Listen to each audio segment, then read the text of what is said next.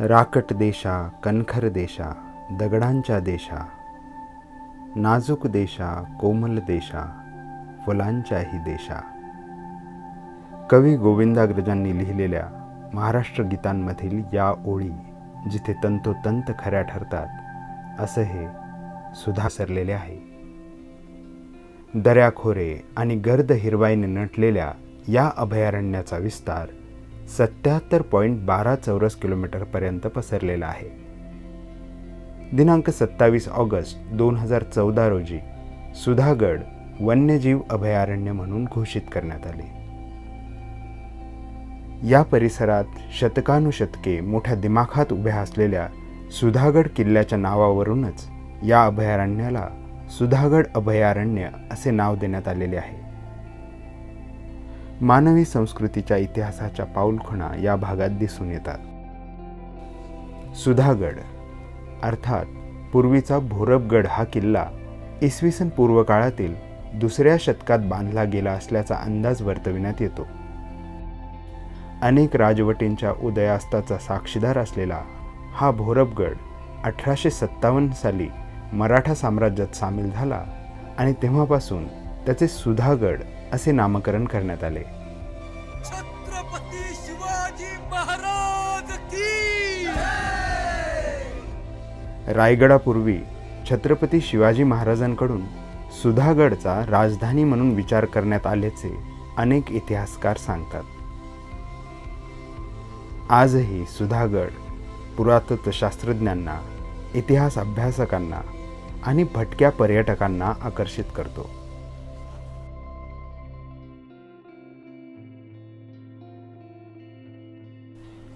सुधागड परिसरातील ठाणाळे आणि खाडसांबळे येथील गुहांमधील कोरीव काम इसवी सन पूर्व काळातील बौद्ध धर्मियांच्या सांस्कृतिक जडणघडणीची साक्ष देतात.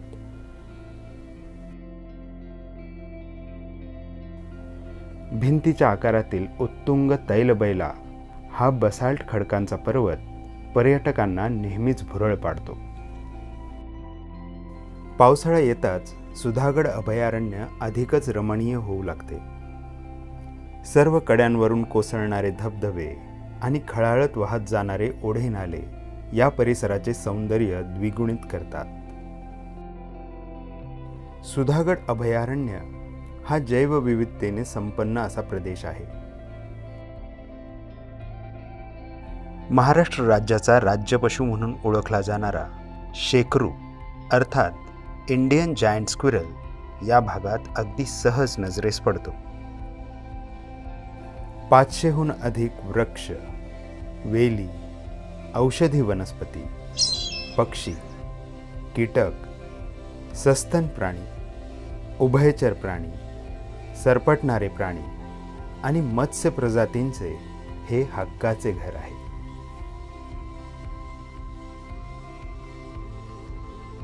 यातील अनेक प्रजाती पृथ्वीतलावरून नामशेष होण्याच्या मार्गावर असून त्यांचे जास्तीत जास्त प्रमाणात संवर्धन करण्याची गरज आहे. आपापल्या भागातील वनसंपदा जोपासण्याचे काम करीत आहेत. सुधागड प्रमाणेच या परिसरातील घनगड, कोरीगड, सरसगड या किल्ल्यांनाही हजारो पर्यटक दरवर्षी भेट देत असतात.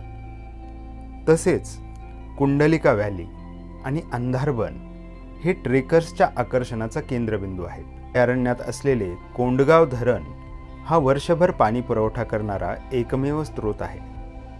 त्यामुळे येथे अनेक पक्षी व प्राणी सहज निदर्शनास पडतात आणि म्हणूनच अनेक पर्यावरणप्रेमी पर्यटकांचे हे आवडीचे ठिकाण बनले आहे. गर्द हिरवी वनराई, खळखळ वाहणाऱ्या नद्या, फुले, फुलपाखरे, कीटक, पक्षी, पशु या सर्वांनी मिळूनच तर बनतं एक सुंदर आणि परिपूर्ण जंगल. आयुष्याचा एक अविस्मरणीय असा अनुभव घ्यायला एकदा तरी इथे यायलाच हवं. सुधागड वन्यजीव अभयारण्य आपल्या स्वागतासाठी सज्ज आहे.